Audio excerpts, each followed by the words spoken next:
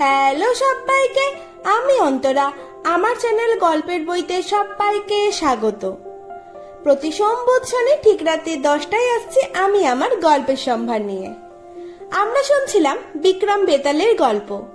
আগের এপিসোডে আমরা শুনেছিলাম বেতালের বলা পঞ্চম গল্প, আর আজকে শুনবো আমরা বেতালের বলা ষষ্ঠ গল্প। যারা এখনো আগের পার্টগুলি শোনোনি তারা ঝটপট করে গিয়ে আগের পার্টগুলি শুনে এসো। আর গল্প ভালো লাগলে চ্যানেলটাকে সাবস্ক্রাইব করে বেল আইকনটা টিপে অল নোটিফিকেশনে ক্লিক করে দিও, আর লাইক কমেন্ট শেয়ার করতে কিন্তু একদম ভুলো না। তাহলে চলো শুরু হচ্ছে আজকের গল্প, বেতালের বলা ষষ্ঠ গল্প।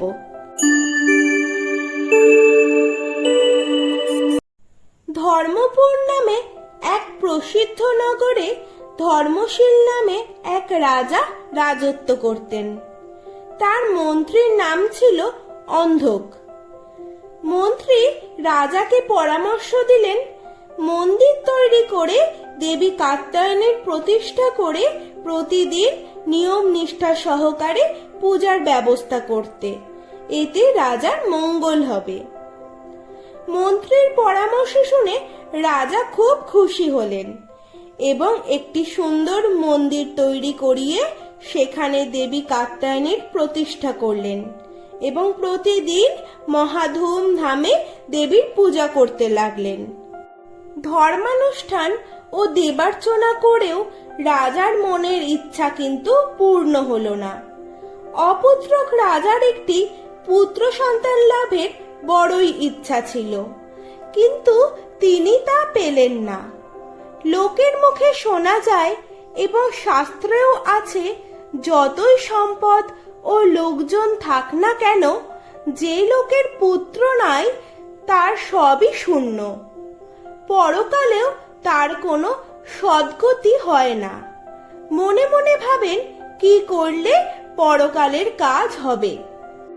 মন্ত্রীর পরামর্শে একদিন রাজা মন্দিরে গিয়ে ষষ্ঠাঙ্গে প্রণাম জানিয়ে দেবীকে বলতে লাগলেন, হে দেবী, তুমি ত্রিলোক জননী। ব্রহ্মা, বিষ্ণু, মহেশ্বর এবং অন্যান্য দেবতারা তোমার আরাধনা করেন। তুমি সর্বজীবের মনের ইচ্ছা পূর্ণ করো। যখন যেখানে তোমার ভক্তরা বিপদে পড়ে তোমার শরণ নেয়, তুমি তাদেরই বিপদ থেকে উদ্ধার করো। আজ আমি তোমার পরম ভক্ত, তোমার শরণ নিয়েছি।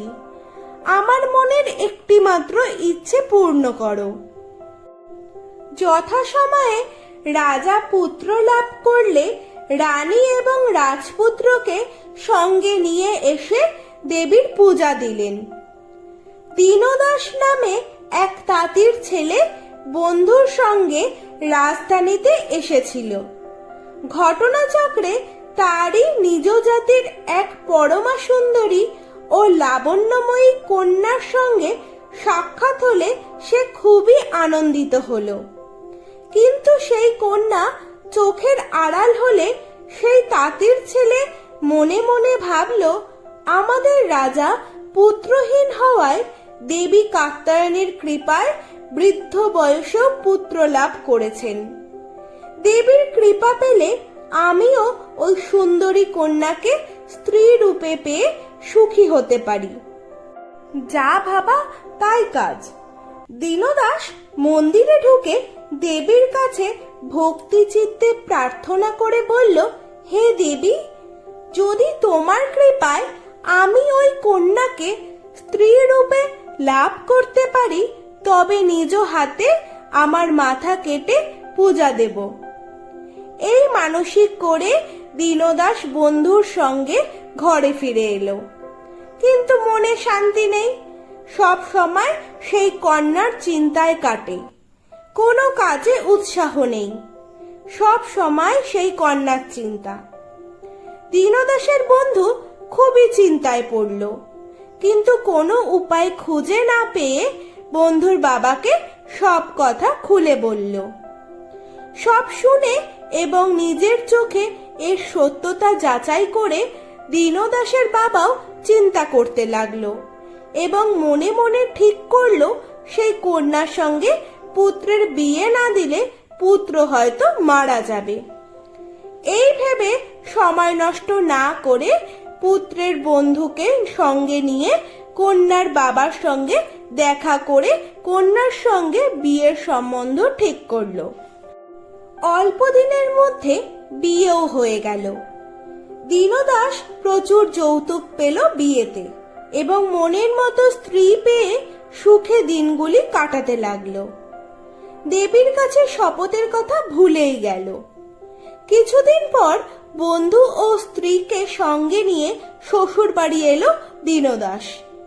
দেবী কাত্যায়নীর মন্দিরের কাছে উপস্থিত হলে সেই পূর্বের শপথের কথা মনে পড়ে গেল তার। সে ভাবতে লাগলো, আমি অসত্যবাদী এবং পাপী। দেবীর কাছে আমার শপথের কথা একেবারে ভুলে গিয়েছিলাম। যে পাপ করেছি তার থেকে নিস্তার নেই। যা হোক, আর বিলম্ব করা উচিত নয়। এখনই পূর্ব প্রতিশ্রুতি পালন করে দেবীকে তুষ্ট করতে হবে। তাহলে আজকের গল্প এইটুকুই। পরবর্তী অংশ আসছে পরের পার্টে। যারা এখনো আগের পার্টগুলি শোনোনি তারা ঝটপট করে গিয়ে আগের পার্টগুলি শুনে এসো। আর গল্প ভালো লাগলে চ্যানেলটাকে সাবস্ক্রাইব করে বেল আইকনটা টিপে অল নোটিফিকেশনে ক্লিক করে দিও এবং লাইক, কমেন্ট, শেয়ার করতে কিন্তু একদম ভুলো না।